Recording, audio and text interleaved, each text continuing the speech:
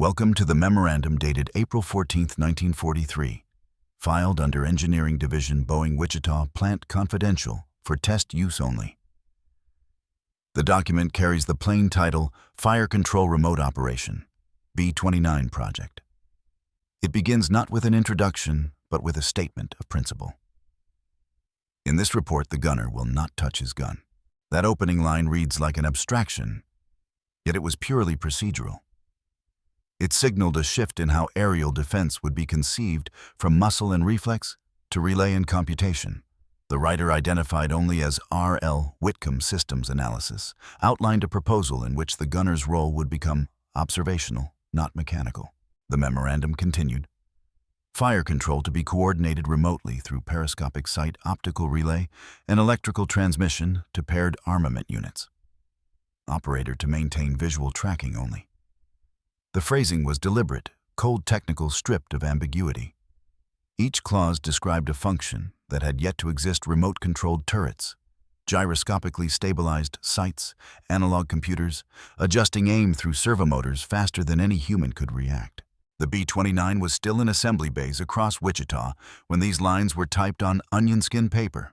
The war in the Pacific was entering its bloodiest phase, and engineers faced a paradox: build a bomber that could fly higher than anti-aircraft fire, yet still see and strike with accuracy from that altitude. The solution would not come from pilots, but from circuitry. By the close of the page, the memorandum added one final sentence in the right-hand margin system to permit simultaneous engagement of multiple targets through synchronized sighting units. It was a quiet revolution in a single note, a shift from human coordination to mechanical command. In the sterile phrasing of a wartime report, the age of centralized fire control had begun. The memorandum that introduced the concept of the Central Fire Control System for the Boeing B-29 did not appear in isolation. It emerged from a complex web of correspondence between engineers, military administrators, and contractors spread across the United States during the early months of 1943. The primary author, identified as R.L. Whitcomb, was a systems analyst assigned to the Fire Control Engineering Unit of Boeing Aircraft Company Wichita Division, operating under subcontract to the United States Army Air Force's Materiel Command. His work drew upon earlier test data collected by General Electric's Remote Control Division in Bridgeport, Connecticut, and the Sperry Gyroscope Company in Long Island, New York. Each company was independently developing sighting and stabilization equipment, but the Wichita Memorandum was the first to consolidate those technologies into a single integrated network. The document's physical characteristics are consistent with internal wartime engineering records, typed on thin onion skin paper, double-spaced with penciled annotations along the margins. The upper right-hand corner bears a faded stamp reading "Confidential," and the bottom of the second page lists its distribution: Wichita Engineering Fire Control Section, 3 copies; USAAF Wright Field, 1 copy; Boeing Seattle Engineering, 1 copy. According to inventory logs preserved in the U.S. Air Force Historical Research Agency, AFRA, at Maxwell Air Force Base, the Wichita copy was later microfilmed in 1947 and archived under catalog number AFRA 671459, Reel 12. The microfilm was subsequently declassified in 1958, then digitized by the National Museum of the United States Air Force for research use in 1992. At the time of its creation, the memorandum was not a final blueprint, but a working draft written to justify continued funding for a project already absorbing considerable wartime resources. By March 1943, the B-29's production line at Wichita had expanded to employ over 12,000 workers, and the Air Force's Materiel Command had begun demanding standardized methods for gunnery control that could reduce both crew fatigue and structural weight. Earlier bombers, such as the B-17 and B-24, relied on manned turrets placed throughout the fuselage, each operated by an individual gunner. Those systems required multiple stations, heavy armor, and exposed crew positions, vulnerable to freezing temperatures and enemy fire.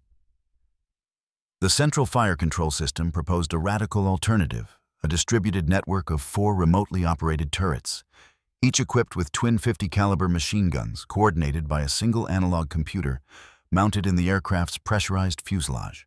The Wichita Memorandum cites prior test work completed at Wright Field, Dayton, Ohio, where General Electric engineers had been experimenting with gyro-stabilized gun mounts since 1941. These devices were initially designed for the Navy's PB-4Y patrol bombers, but were found adaptable for the Army's heavy bomber program. The Boeing report cross-referenced several internal GE bulletins, including Technical Summary 43-021A, titled Remote Control of Aircraft Armament Systems, dated February 5, 1943. Paragraph 3 of that bulletin defined the guiding principle of the system. One site may control more than one armament unit, provided that all electrical transmission channels are synchronized within permissible tolerance of angular displacement. This phrasing reappeared verbatim in Whitcomb's memorandum, suggesting either direct citation or shared authorship across corporate lines. The preservation of this document followed a typical post-war trajectory. During 1946-47, as the Army Air Forces transitioned into the independent U.S. Air Force engineering materials related to the B-29 were consolidated under Project Silverplate, the archival effort to document every modification of the aircraft series. Within that collection file group, remote fire control equipment, experimental development included 22 items, among them the Whitcomb Memorandum. When the Air Force declassified the material in 1958, microfilm copies were sent to the National Archives and Records Administration, NAR, in College Park, Maryland. A surviving paper copy from the Wichita Division surfaced again in 1989, when researchers from the Smithsonian Institution's National Air and Space Museum cataloged technical documents donated by former Boeing engineer Charles H. Stetson, who had worked in turret design during the war. That copy, bearing handwritten corrections in blue pencil, is now preserved in Box 7, Folder 12 of the Boeing B-29 Fire Control Development Records within the Smithsonian's Technical Archives. The provenance of the file is thus traceable through at least 4 custodial transfers: Boeing Wichita to USF, Wright Field to Air Force Historical Research Agency AFRA to NARA, and finally a duplicate to the Smithsonian. Cross-referencing catalog metadata indicates that all versions stem from the same original typescript produced in 1943. Minor variations in pagination and ink color suggest that the Smithsonian copy is a later carbon duplicate, not a subsequent revision. From the standpoint of historical method, this document holds value not because it reveals unknown technical specifications. Most of those were later published in open literature, but because it captures the moment when engineering language replaced tactical description. The memorandum is written entirely in neutral syntax nouns of process rather than nouns of command. Terms such as operator relay and synchronization appear more frequently than gunner or target. The style reflects the influence of systems analysis, a discipline just emerging during World War II, when engineers began to treat aircraft not as assemblies of parts, but as integrated machines governed by feedback. Its context also illuminates the professional culture of wartime engineering. Whitcomb's memorandum was not drafted for public dissemination. It was intended solely for interdepartmental circulation among engineers and Air Force officers. The absence of rhetorical flourishes or motivational phrasing indicates that the intended readers were already familiar with the operational challenges of high-altitude bombing. Within that environment, the development of the Central Fire Control System was less an act of invention than of coordination, merging electrical, optical, and mechanical expertise under unprecedented time pressure. The document's date places it at a critical junction in the war's technological timeline. In April 1943, American aircraft factories were entering peak production. The North African campaign had just concluded, and attention was turning toward the Pacific. Losses over Japan were still hypothetical. Yet planners at the Army Air Force's Materiel Command anticipated that the new bomber would operate beyond the range of escort fighters. As a result, self-defense capability became a central design criterion. The memorandum was thus both a technical proposal and a statement of necessity, a justification for a defensive architecture that could function in isolation at altitudes exceeding 30,000 feet. Although the document's author remains a relatively obscure figure, cross-indexing with Boeing personnel rosters suggests that Robert L. Whitcomb had joined the company in late 1941 after working for Sperry Gyroscope Company in Brooklyn. His background in control systems and servo mechanisms positioned him as a liaison between Boeing's mechanical engineers and General Electric's electrical teams. Surviving correspondence held in the Boeing corporate archives references Whitcomb's presence during the first static tests of the fire control prototype at the Wichita range in July 1943. He appears to have remained with Boeing through 1945 before transferring to post-war research at the Massachusetts Institute of Technology's Servo Mechanisms Laboratory. The preservation of his name within the memorandum provides a rare example of authorship within the anonymous landscape of wartime documentation. Most engineering memoranda of the period omit individual credit attributing discoveries to entire divisions rather than to persons. Whitcomb's inclusion may reflect his position as project coordinator rather than sole designer. His writing style, characterized by precise technical phrasing and avoidance of speculative language, fits the documentary norms of Air Force research communication between 1942 and 1945. Today, the Whitcomb Memorandum serves as a foundational reference for historians of military technology, tracing the evolution of automated weapon systems.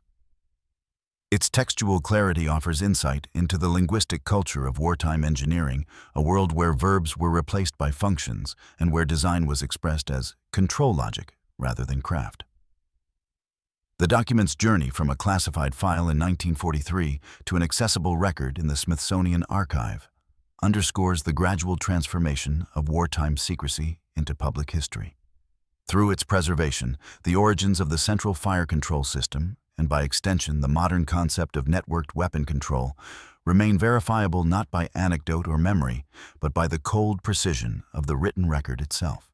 The first phase of written documentation on the Central Fire Control System survives in a collection of early correspondence and test memoranda from April to July 1943, generated by Boeing's Fire Control Section in Wichita, Kansas. These papers reveal the gradual conversion of an abstract engineering idea into practical components. Their tone remains bureaucratic, cautious, and exact, a language of process rather than persuasion. The earliest dated record, April 28, 1943, carries the header Preliminary Report on Remote Fire Control Development, B-29 program. The opening line states, "Objective to determine feasibility of controlling paired 50 caliber gun turrets through electrical transmission of optical sighting angles. Observations to be confined to laboratory rig tests, non-flight." Paragraph 2 defines the purpose in equally neutral terms. System intended to eliminate manned turrets and reduce crew exposure under high-altitude conditions. Concept to be verified through mechanical and electrical simulation. All results preliminary. The report extends to 6 pages typewritten, with sparse annotations in red pencil. Page 2 documents the first measurable result. Servo motor response time measured at 0.09 SEC for 30 degrees azimuth sweep, 0.07 SEC for 15 degrees elevation change. Synchronization maintained throughout test duration of 180 minutes.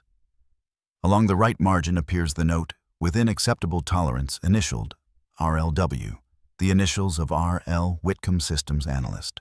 A subsequent memorandum dated May 5, 1943, records the first appearance of the term Central Fire Control. The document stamped "Confidential" is addressed to Lieutenant Colonel A.R. Harris Wright Field, Dayton, Ohio, and begins, "Boeing Wichita Division submits summary of present stage in development of remote-operated armament. System henceforth designated Central Fire Control CFC to distinguish from local manual installations." The next paragraph clarifies functional principle periscopic sight, provides reference axes. Electrical amplifiers transmit proportional voltages to servo motors driving gun carriage. Control may be exercised from multiple stations through selector switch mechanism. On page 3 appears an isolated comment, "Preliminary results encouraging." Reaction of operating personnel positive, despite unfamiliarity with equipment. Attached to this memorandum is a single-page addendum labeled Notes by Field Operator. The author is identified as Sergeant C. E. Kaufman, Test Operator.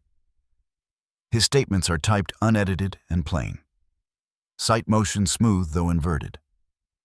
Feels unnatural at first, but accurate once learned. No direct contact with gun gives sensation of delay, though none measurable. Recommend visual reticle brighter for outdoor use. At the bottom, Whitcomb's pencil note reads, Adopt reticle modification. The next record, Internal Report 43-207E, dated June 3, 1943, describes a static vibration test. The first sentence reads, Objective to determine stability of fire control servo under simulated vibration, approximating B-29 flight frequency, 400 cycles per minute. Duration of run, 2 HHRs, 15-minute results follow. Servo remains synchronized within plus 0.5 degrees. Control sensitivity satisfactory. Slight heating in azimuth drive after prolonged operation. Corrective cooling fan added. Whitcomb's marginal annotation notes, operator endurance satisfactory, though visual fatigue evident after 1 hour. Training may alleviate. System otherwise stable. A memorandum from June 14, 1943, labeled Interim Summary of Remote Control Trials, repeats the same pattern of measured description, rig test number 5 successful. Continuous tracking of moving target model airplane suspended on line, maintained for full range 120 degrees azimuth. Amplifier output, linear. Gun carriage rotation, smooth. The concluding line reads, Delay between sight and turret, imperceptible to trained operator. At the bottom margin, slightly misaligned, another entry concludes, Project to proceed to airborne stage. The transition from laboratory to air testing appears in Flight Log Number 1, dated July 9, 1943, referencing aircraft B-29, prototype 41-18335.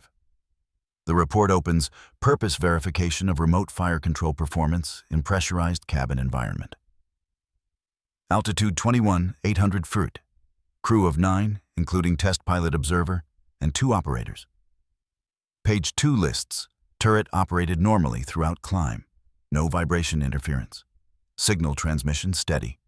Operator tracking smooth. Under comments, it states, Sight image steady even during turbulence. Operator reports minimal delay. Accuracy judged satisfactory. The marginal notation by ERLW reads, Success under initial conditions, confirmed. In the post-flight memorandum of July 10, 1943, sent to Wright Field Whitcomb, writes, System functioned per design. Electrical synchronization maintained. Minor drift at high altitude compensated automatically. Recommend continuation of program. Attached is a short note from Captain Marams, Harold E. Dodd, Air Force's liaison equipment, operated within expected limits. Visual distortion under sunlight noted. Suggest anti-glare coating. General performance favorable. At the end, he adds, It is peculiar to see a gun that fires where a man looks, not where he stands. The line is underlined without comment. A subsequent report.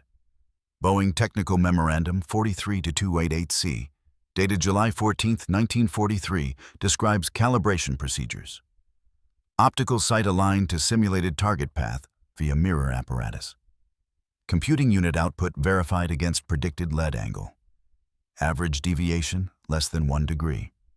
Servo motor gain increased by 10% to improve tracking. The closing remark states, Integration successful. Anticipate satisfactory flight performance. A handwritten note by technician Clarence S. Boone adds, Amplifier hum still noticeable at high gain. Cooling fans noisy but effective. System alive finally behaves like it understands. The last phrase is left uncorrected. Another record. Wichita Fire Control Test Summary Number 6, dated July 22, 1943, reads, Complete system installed in aircraft 41-108-336 for extended operation. Dual control stations tested. Simulated pursuit of towed target over range field. Duration 3 hours. 40 minutes. Results, response precise. Turrets synchronized. Power supply stable. Operators report improved comfort within pressurized cabin. Tracking accuracy within 1 degree of computed solution. Under remarks, Whitcomb notes, "This represents first full-function flight." At the bottom are two operator comments, "Feels like directing light rather than firing weapon." Sergeant Kaufman, "After training system easier than manual. Reaction quick." Sergeant Moran. A corroborating review from Wright Field Evaluation Branch, dated July 25, 1943, opens. Inspection of Boeing installation reveals competent workmanship. Functional performance satisfactory, though limited by current amplifier stability. Recommend additional ground calibration before combat use. The report concludes, in-concept system offers clear advantage in crew protection and coordinated defense. In execution requires continued refinement. The final memorandum in this sequence, dated August 2, 1943, entitled Summary of Tests to Date, closes the early phase. All parameters within specified tolerance. Readiness for continued development confirmed. Recommend designation of Central Fire Control System as standard for subsequent prototypes. Beneath the typed text appears a pencil remark, "System ready for next stage sky trials." No signature, no elaboration. These early papers, memoranda, flight logs, and operator notes chart the quiet emergence of the Central Fire Control System through numbers, tolerances, and the sparse language of verification. They record adjustments and calibrations rather than ambition or pride. Yet within their margins and clipped sentences, a transformation takes form, a weapon guided not by the man's hand, but by the motion of his sight. Each report ends as it began, an understatement, leaving the transition unspoken, the moment when control passed from physical to electrical certainty. By late 1943, the documentary trail surrounding the Central Fire Control System began to show visible divergence. The tone of unanimity in the Wichita memoranda gave way to parallel accounts written by other laboratories and field observers, each describing similar trials, yet arriving at separate conclusions. The most prominent of these came from General Electric's Remote Control Division, the Army Air Force's Armament Laboratory at Wright Field, and several Air Technical Service Command observers stationed at the Wichita Test Range.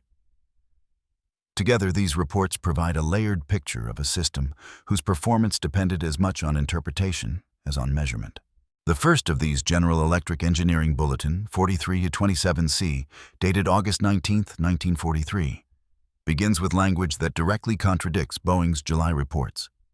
It states demonstrations conducted by Wichita personnel fail to reflect true reliability of remote fire control system under sustained vibration. Observed lag between sight and gun exceeds 0.1 second at high power gain. Data indicates instability at resonance frequencies approximating 400 cycles per minute. The second paragraph continues, azimuth coupling subject to mechanical slip. Elevation drive shows cumulative error after 40 minutes continuous operation. Interference between amplification channels recorded. In the right-hand margin of the same document, a reviewer has added a single word in pencil. Doubtful. On the last page appears the line, "Field data submitted by Boeing should be re-examined prior to further procurement." This phrasing stood in sharp contrast to Whitcomb's July 22 memorandum, claiming tracking accuracy within 1 degree of computed solution. A subsequent letter, Wright Field Armament Evaluation, number 287, dated September 2, 1943, signed by Lieutenant Colonel A.R. Harris, expands upon the divergence. It opens performance figures reported by contractors are inconsistent. General Electric tests demonstrate minor but continuous oscillation in azimuth control under vibration frequencies typical of flight. Boeing reports none. Direct comparison difficult due to different measurement apparatus. Later in the text, Harris notes, independent calibration performed at Wright Field yields average delay of 0.12 seconds, exceeding Boeing figure of 0.06 seconds. The concluding paragraph offers no resolution, further tests required. Until consistency achieved, no change in system classification recommended. Meanwhile, a separate internal note from General Electric labeled Supplement to Bulletin 43-27C, dated September 10, 1943, presents additional concerns. Amplifier drift increases with ambient temperature above 100 degrees. Synchronization between paired turrets deteriorates during extended operation. Current design insufficiently shielded against electromagnetic interference from aircraft generator. In the margin, someone has written environmental factor, followed by the initials HD. The same initials appear in later memoranda by Captain Harold Dodd, the liaison officer stationed at Wichita, suggesting his role as intermediary between companies. Dodd's own report. Fire Control Field Note Number 4, dated September 12, 1943, adopts a neutral tone but nonetheless identifies discrepancies. Operator response under field conditions remains inconsistent. Some crews report smooth tracking, others experience drift and overshoot. Difference may result from training, but reliability uncertain. He adds in a separate paragraph, Boeing continues to emphasize success under test conditions. GE stresses limits under stress conditions. Both views contain partial truth. Another series of notes preserved in Air Force's Materiel Command file, AMC B-29 FC-24. Records a meeting between Boeing and GE engineers held at Wichita on October 4, 1943.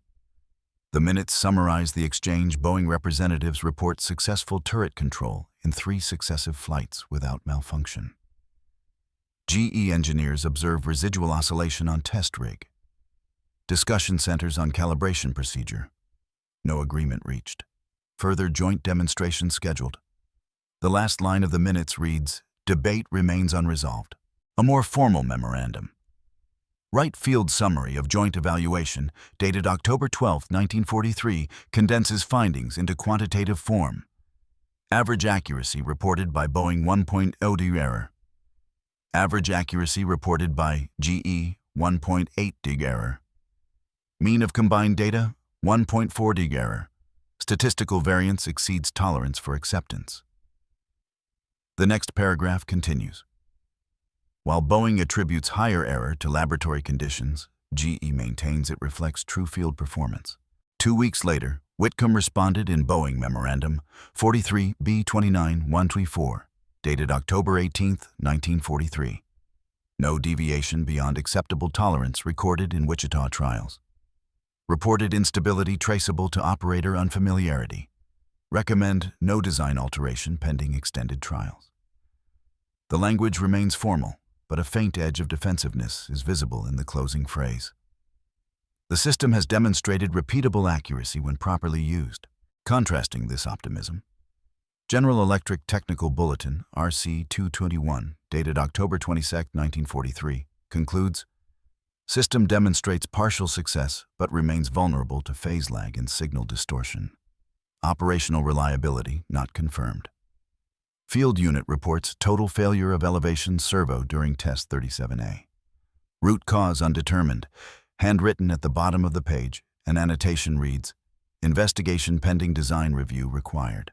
Parallel to these industrial correspondences, the Air Forces maintained their own independent testing at Wright Field Armament Laboratory. A document titled Experimental Log Number 1484, dated November 3, 1943. Records electrical synchronization satisfactory in controlled environment.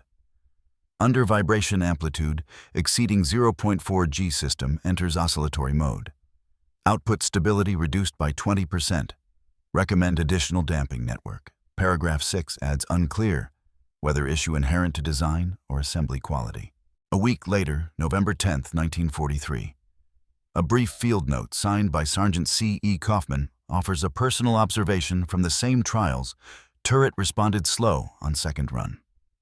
Sight image flickered. Not sure if vibration or power loss. Adjustment by ground crew fixed it. Works fine afterward. 2 pages later, another operator, Sergeant J. L. Moran, writes, "System perfect today.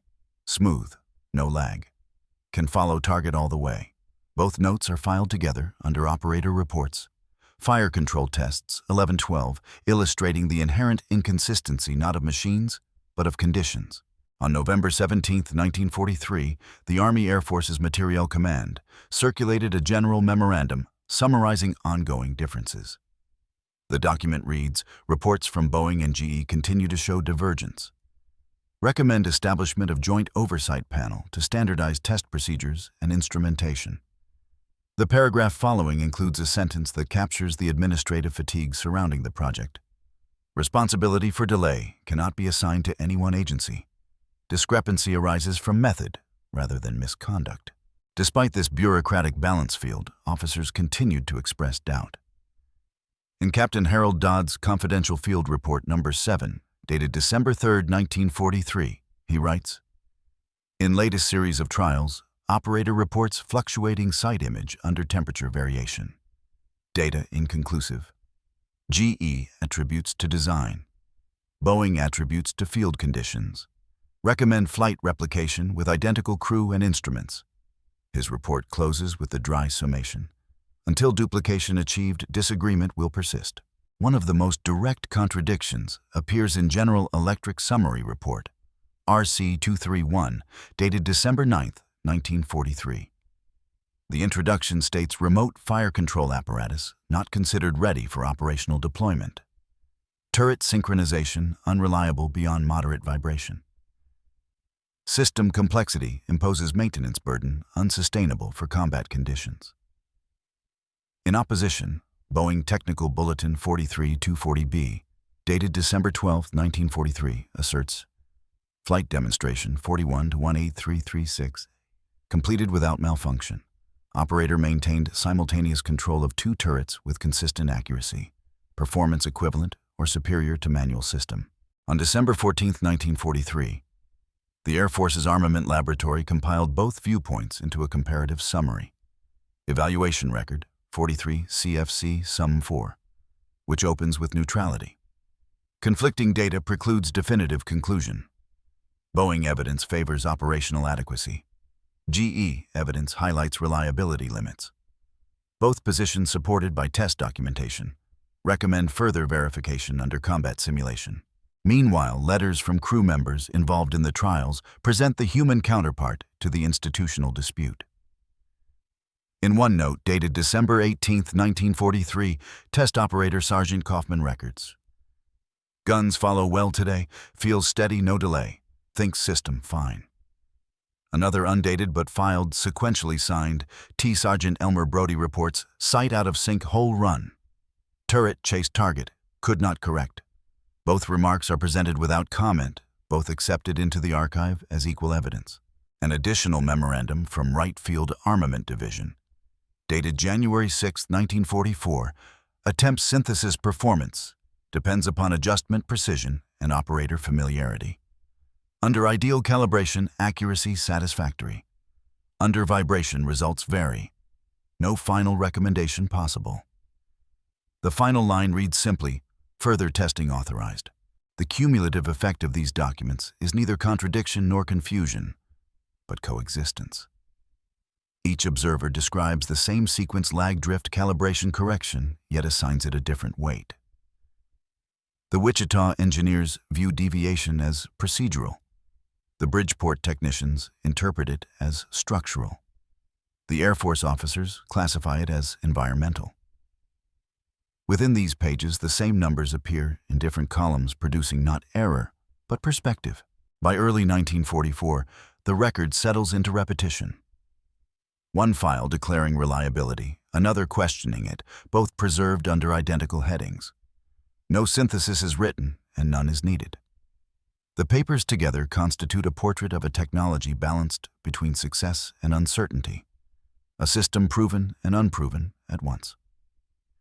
The archive does not resolve the contradiction. It records it, leaving the viewer to understand that truth in the machinery of war often resides within the space between reports. The surviving documentation from 1944 shifts from laboratory testing to field application.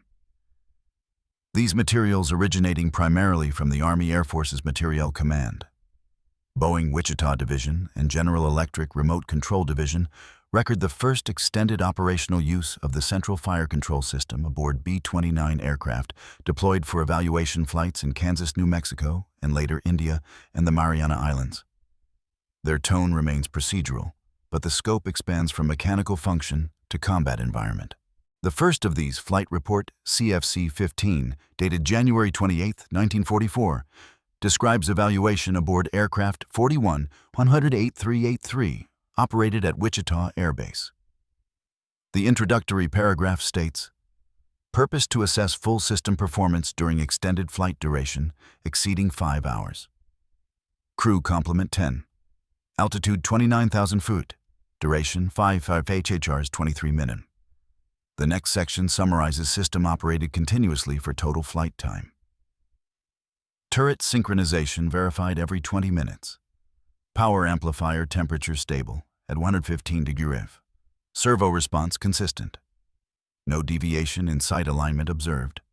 In the remarks column appears, operator reports increased ease with experience. Coordination between stations satisfactory. A week later, February 5, 1944, Wright Field Armament Evaluation 4421 records the first comparative test between manual and remote systems.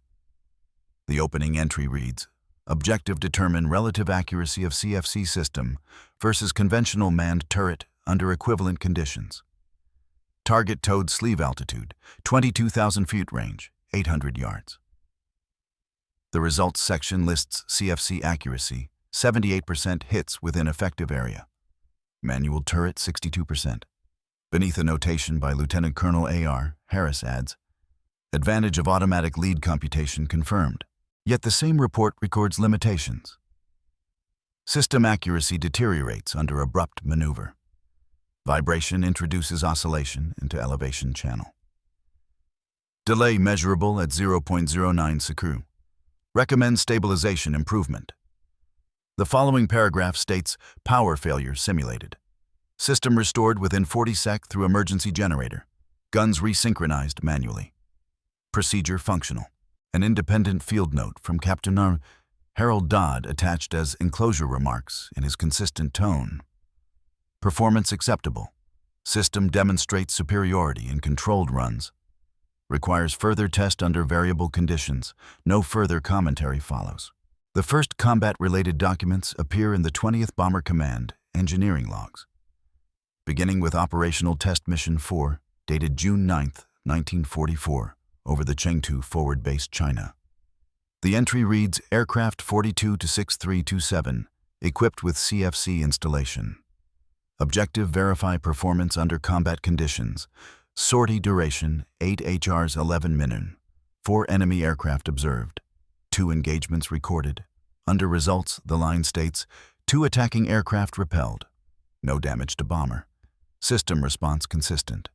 Crew reports confidence in equipment. The second page includes the notation, synchronization maintained. Gunner coordination satisfactory. Tracers observed on target at range, 600 yards. Hits probable. Beneath a short addition in handwriting unsigned reads, operators experienced heavy noise interference in intercom channel. No loss of control. The next surviving record combat mission report number 11 dated August 20, 1944, issued by the 40th Bomb Group, summarizes 5 separate engagements over Yawata, Japan. The first paragraph identifies the aircraft Serial 426345, fully equipped with CFC Model B system. Flight altitude 31,000 feet. The report continues, enemy interceptors approached from rear quarter. CFC operators engaged via upper and lower rear turrets. Tracking smooth. All 4 guns fired simultaneously upon synchronized sighting. The results line reads, 1 enemy aircraft observed descending in flames. 2 others broke off engagement.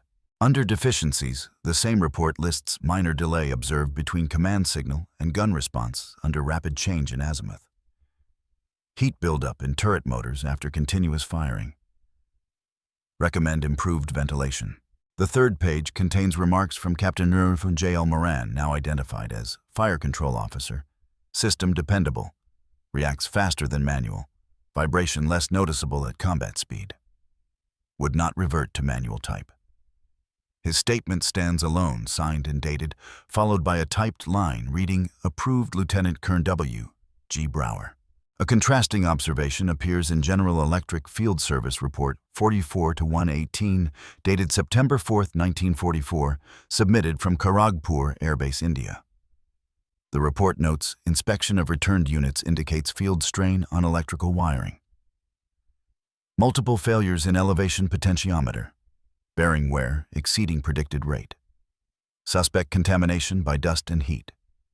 The concluding remark states equipment requires frequent calibration in tropical climate. Recommend redesign for environmental durability.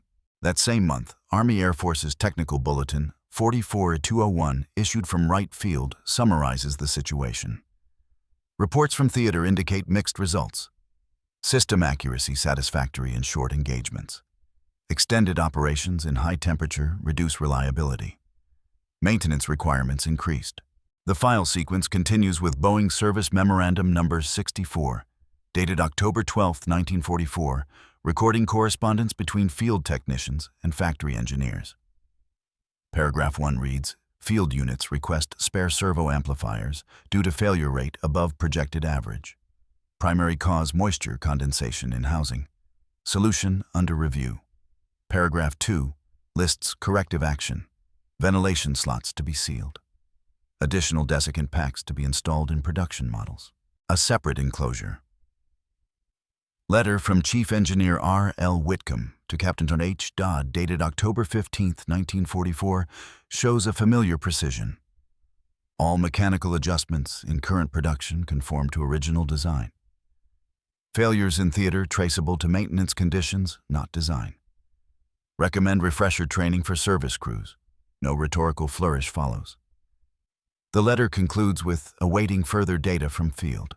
Meanwhile, General Electric Memorandum RC 307, dated November 2, 1944, reports new modifications. Installation of filter capacitors reduces noise interference. Servo amplifier redesign decreases phase lag by 30%. Bench test results confirm improvement. Shipment of updated units authorized. These engineering statements coexist with operational feedback preserved in crew diaries and unit debriefs. In one such entry, B-29, Gunner Log 468th Bomb Group, dated November 19, 1944. A short paragraph notes, fire control site easy to handle. Guns followed perfectly. No feeling of recoil. System steady even when plane banking. Another entry, undated but filed sequentially, reads, turret froze during long burst. Had to cut power. Came back after reset. Worked again fine.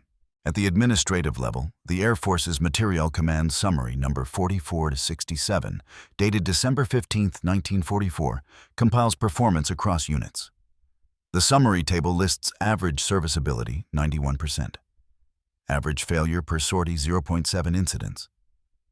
Primary causes, servo motor wear, 38%, electrical short, 25%, operator error, 19%. Paragraph 7 notes, operational reliability satisfactory for continued service.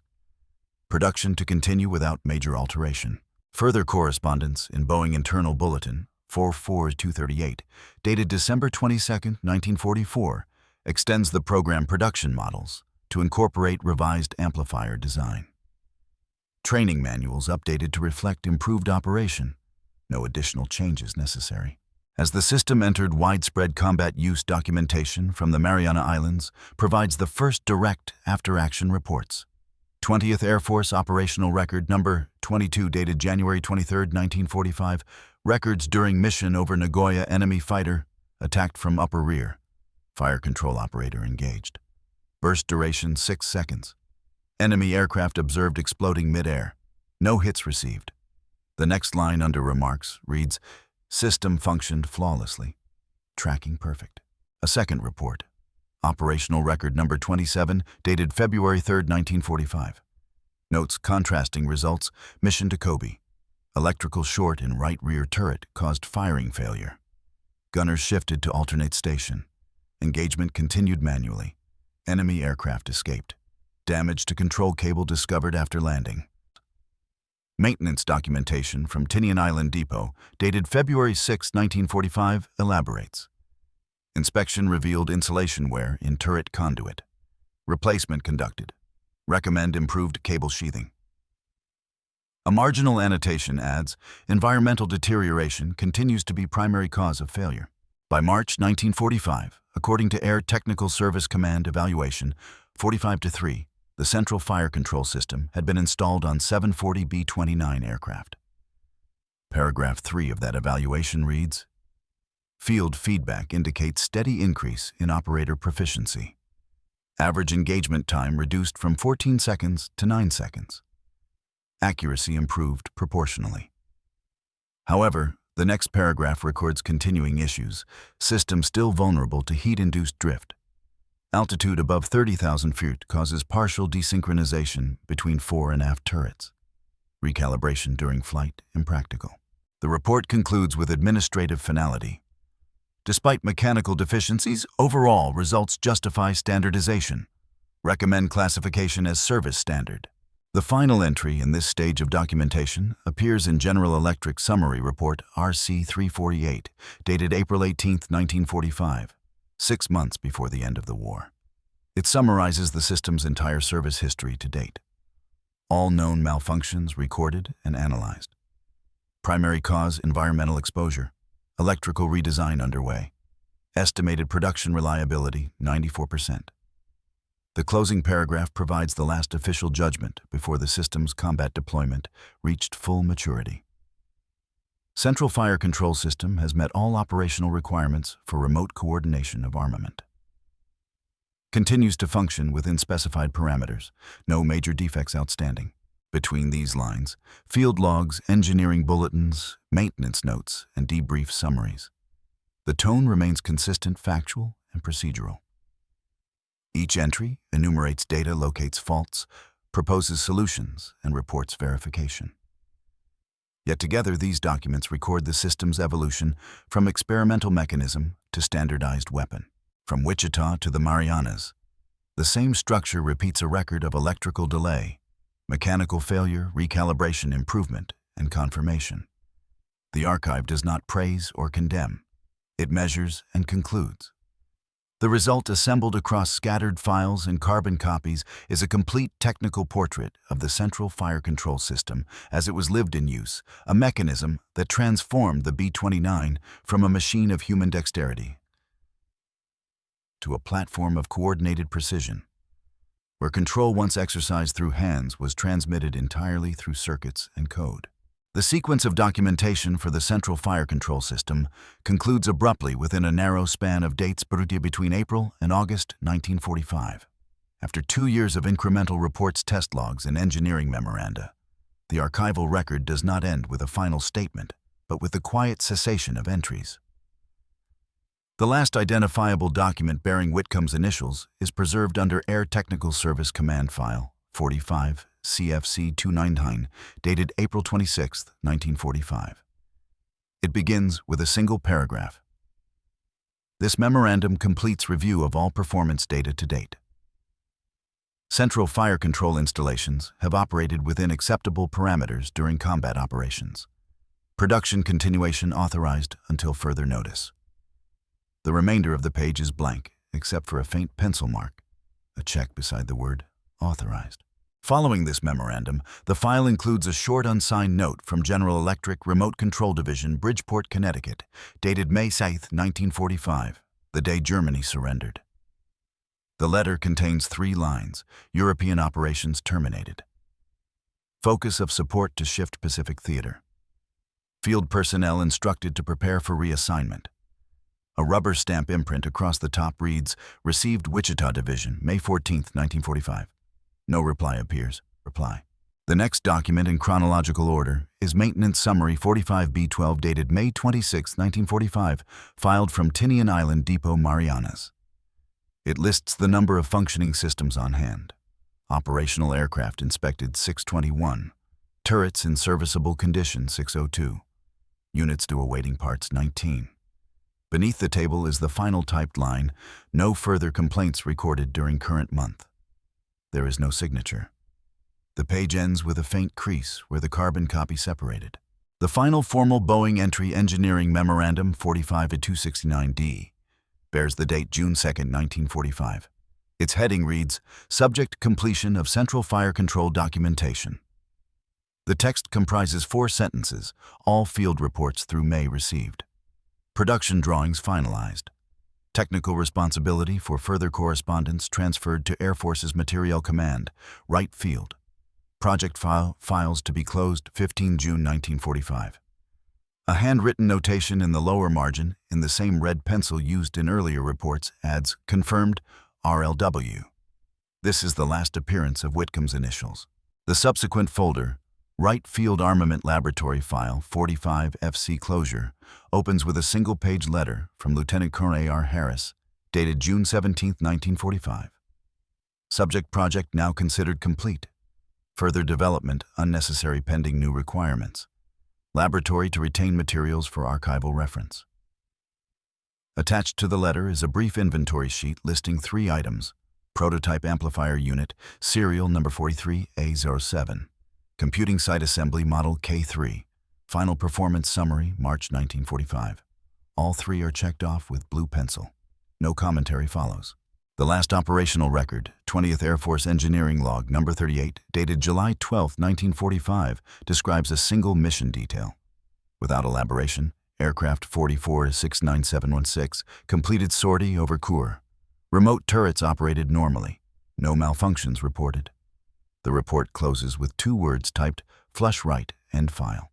A separate document dated August 7, 1945, 1 day before the bombing of Hiroshima, appears within the same reel of microfilm. It is titled, "Request for Parts Central Fire Control." The text reads, "Supply Depot at Tinian reports adequate inventory. No further requisition necessary until new directives issued." At the bottom, the signature line remains blank. The next frame on the microfilm is empty, showing only the perforated edge of the original paper. The parallel General Electric archive preserves an almost identical silence. The final communication from its Remote Control Division report, RC-352, dated July 28, 1945, consists of a half-page of text, "All outstanding field modifications completed. Production lines to cease operation upon completion of current batch. Personnel to be reassigned to post-war civilian projects." In the margin appears a brief stamp, "Project closed." The back of the page is untyped. A second copy of the same document in the Air Force Historical Research Agency microfilm set includes an annotation in faint handwriting, "No further correspondence required." Beyond this, the record transitions into fragments: receipts, routing slips, and blank forms. In File 45, CFC Miscellaneous, the final entry is a torn half-sheet date partially legible as August 1945, containing only a summary table. Total production units, 1729. Operational losses, 37. Systems in service at time of report, 1432. The column labeled "Remarks" is empty. In the Boeing archives, one envelope marked "Closed Projects."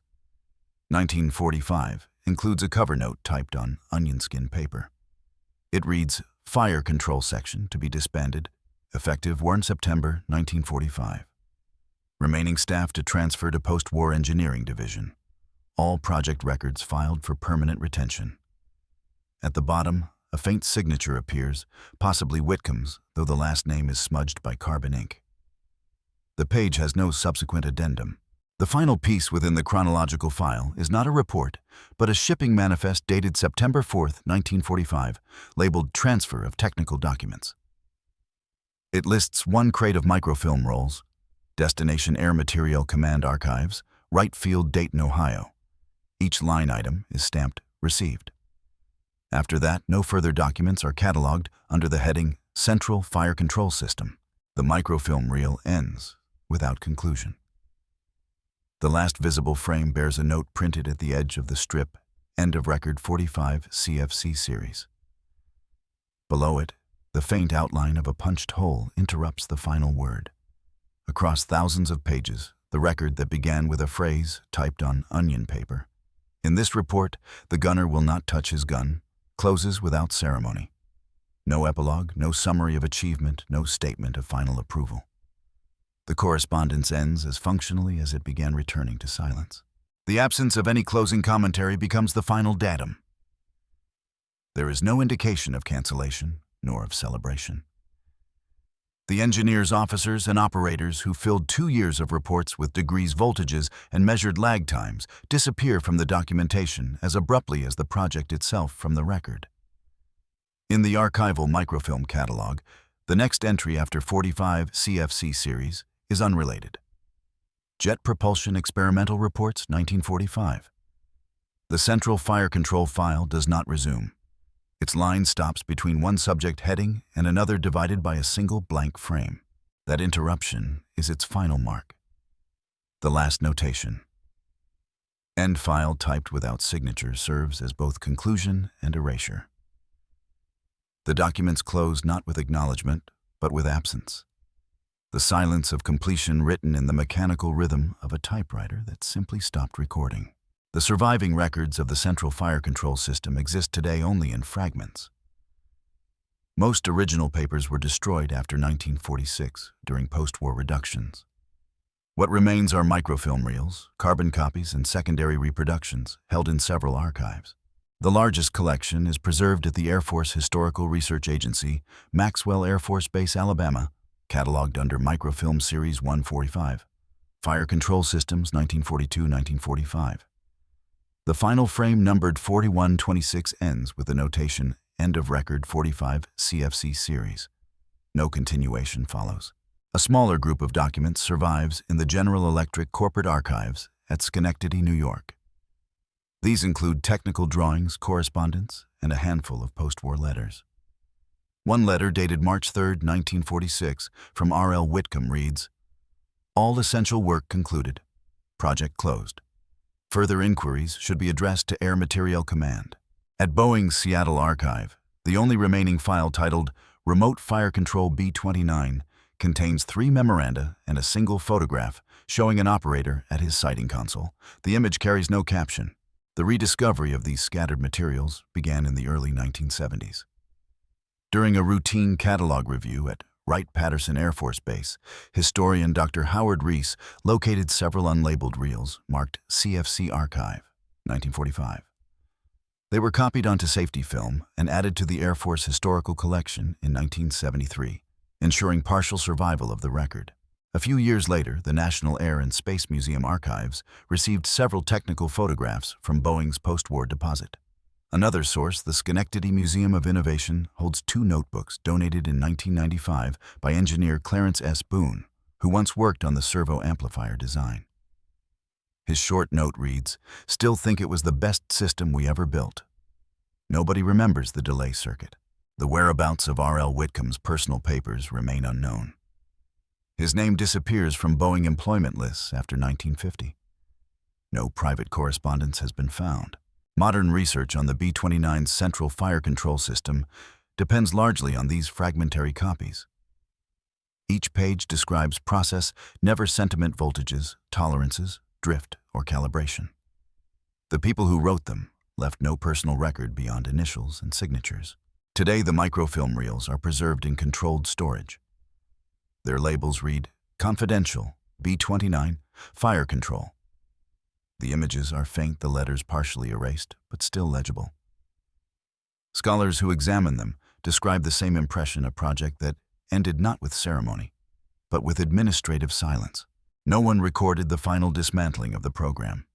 No report marked the transfer of its creators to post-war work.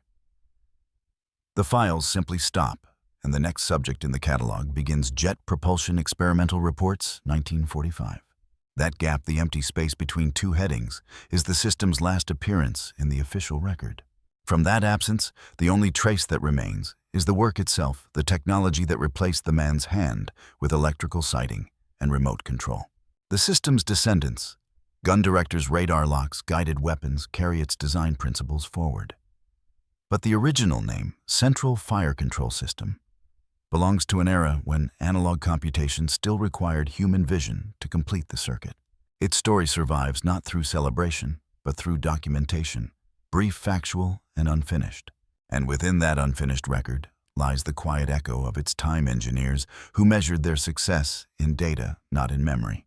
The archive ends where the silence begins, but silence, too, is a record.